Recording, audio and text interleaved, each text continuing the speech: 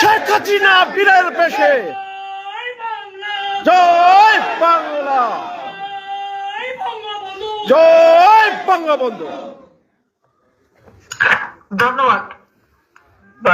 আমার প্রিয় ভাই বোনেরা, আমাদের বিরুদ্ধে নানা অপপ্রচার চালাচ্ছে। কথা বলে না ভাই, কথা বলে না চোরের ভাই বড় গলা, তো ইউনুসের গলা হলো বড়, তার চেয়ে আল্লাহ চামুন্ডারা আরো বড়। ও তো চোর। সম্পদ আত্মসাৎ করতে লেগে গেছে, আজান দিয়ে হয়ে গেছে। ও তো ভাগে যাবে আপা। আপনারা জানেন এই যে আমরা ট্রাকে করে চাল তেল ডাল দিতে, এবং সেটাও বন্ধ করে দিয়েছে। আমার কথা হলো দেশে মানুষ বাঁচবে কি করে? মানুষের বেঁচে থাকার সব পথ বন্ধ, আর আওয়ামী লীগের বিরুদ্ধে অপপ্রচার। অপপ্রচার হচ্ছে কি, আওয়ামী লীগ সরকার আমলে নাকি $240 বিলিয়ন অর্থাৎ 30 লক্ষ কোটি টাকা বিদেশে পাচার হয়েছে। আমার প্রশ্ন, 2009 সালে যখন আওয়ামী লীগ সরকার গঠন করি, তখন বাংলাদেশের জিডিপি পরিমাণ ছিল মাত্র $70 বিলিয়ন। আর 2023 সালে তা বৃদ্ধি পায় $465 বিলিয়ন। 6.5 গুণ আমরা বৃদ্ধি করেছিলাম গত 15 বছরে। উন্নয়ন বাজেট ও বৃদ্ধি পেয়ে $60 বিলিয়ন উন্নীত হয়।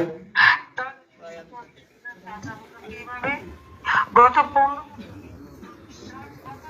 টাকা ছাপানো হয়েছে। তাও কোভিড যখন শুরু হয়, তখন আমরা একটু অধিক পরিমাণে টাকা ছাপিয়ে সকল সাধারণ মানুষকে আমরা, আপনারা জানেন যে ক্যাশ টাকা সকলে হাতে পৌঁছায়।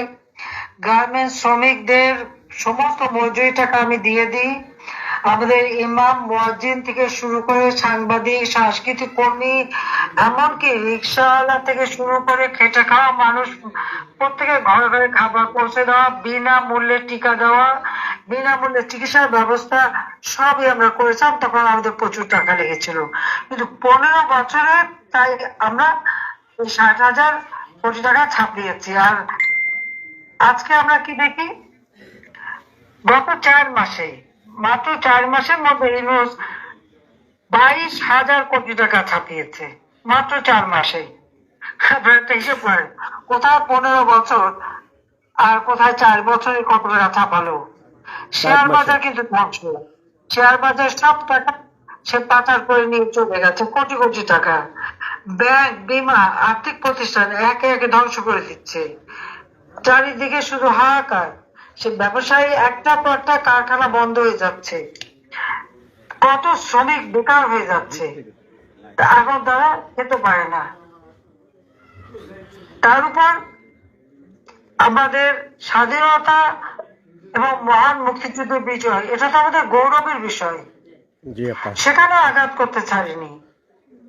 জাতির পিতা বঙ্গবন্ধু শেখ মুজিবুর রহমানের নেতৃত্বে 24 বছরের সংগ্রাম আমাদের এই স্বাধীনতা অর্জন। এই স্বাধীনতা সংগ্রাম এবং মুক্তিযুদ্ধে বিজয় অর্জন করেই তো আমরা স্বাধীন সার্বভৌম বাংলাদেশ পেয়েছি। বাংলাদেশ নামটাও তো জাতির পিতা বঙ্গবন্ধু শেখ মুজিবেরই দেয়া। সেই 71 সালে পাকিস্তান হানাদার বাহিনী আর এদেশের দেশীয় দোসর রাজাকার আল বদর আল শামস নামে গ্রুপ করে 30 লক্ষ মানুষকে হত্যা করেছিল। 2 লাখ নারীদের উপর পাশবিক অত্যাচার করে, ঘর বাড়ি জ্বালিয়ে দেয়, লুটপাট করে। 1 কোটি মানুষ প্রাণ বাঁচাতে ভারতের মাটিতে আশ্রয় নেয়। দেশের ভেতরে আরো 3 কোটি মানুষ ঘর বাড়ি হারায়, সব পুড়িয়ে দিয়েছিল পাকিস্তানের হানাদার বাহিনী। বাংলাদেশের স্বাধীনতায় বিরোধিতাকারী সেই পরাজিত শক্তি 1975 সালে 15 আগস্ট জাতির পিতা বঙ্গবন্ধুকে হত্যা করে সেই পরাজয়ের প্রতিশোধ গ্রহণ করেছিল। হত্যাকে ষড়যন্ত্রের মাধ্যমে ক্ষমতা দখল। জিয়াউর রহমান, এরশাদ এবং খালেদা জিয়া প্রত্যেক কিন্তু এই যুদ্ধ অপরাধীদের আপনারা দেখেছেন, তাদের মন্ত্রী বানিয়েছে, এমপি বানিয়েছে, তাদেরকে ক্ষমতায় বসিয়েছে, তাদের তোষামত করেছে। কেন? যারা এত বড় অপরাধ করলো সেই যুদ্ধ অপরাধীদের বিচার জাতির পিতা শুরু করেছিলেন, তাদেরকে মুক্তি দিয়ে জিয়াউর রহমান বের করে নিয়ে আসে। শাহ আজিজকে প্রধানমন্ত্রী করে, মৌলানা মান্নার উপদেষ্টা, আলিম উপদেষ্টা, এইভাবে রাজাকারদের একটা মানে সরকারের, এবং পরবর্তীতে এই যে মাশাআল্লাহ জারি করে ক্ষমতা দখলকারীরা কিন্তু এই কাজই করে যায়। এবং আজকে আপনারা দেখেছেন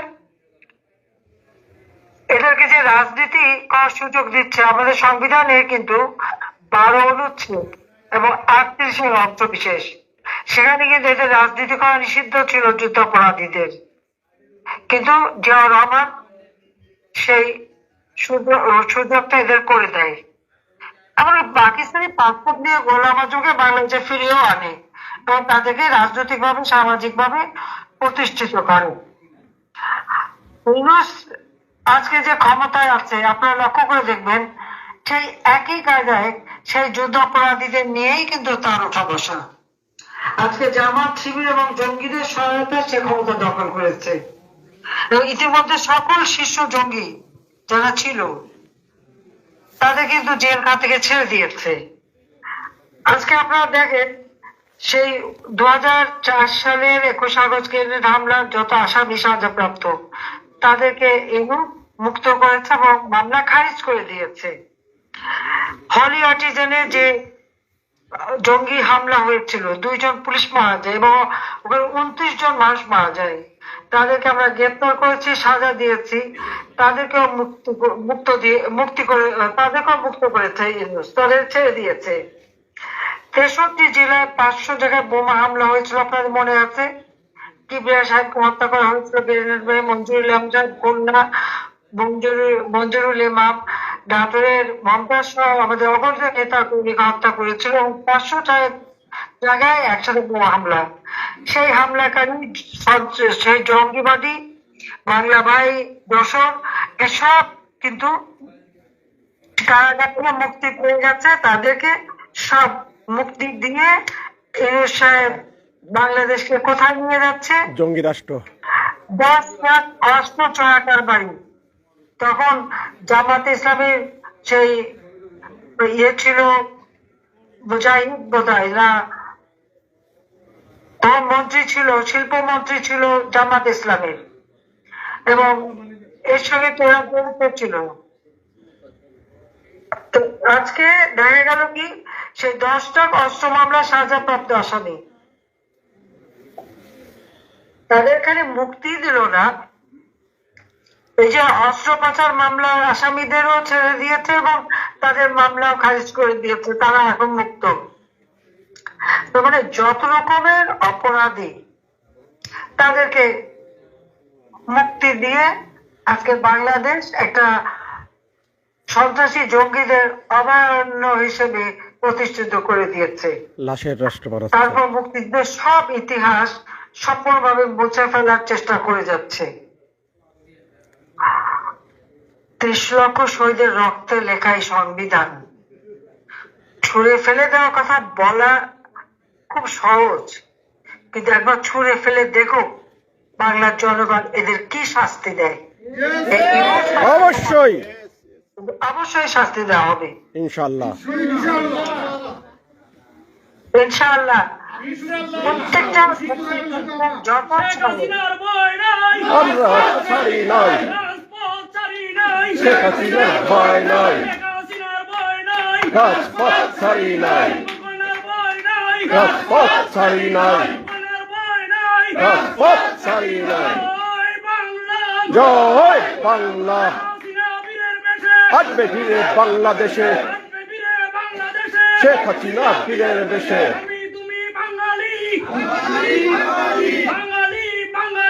আমি বাঙালি, বাঙালি বাঙালি। জয় বাংলা, নেতা আমাদের শেখ মুজিব, দক্ষিণ কোরিয়া আওয়ামী লীগ।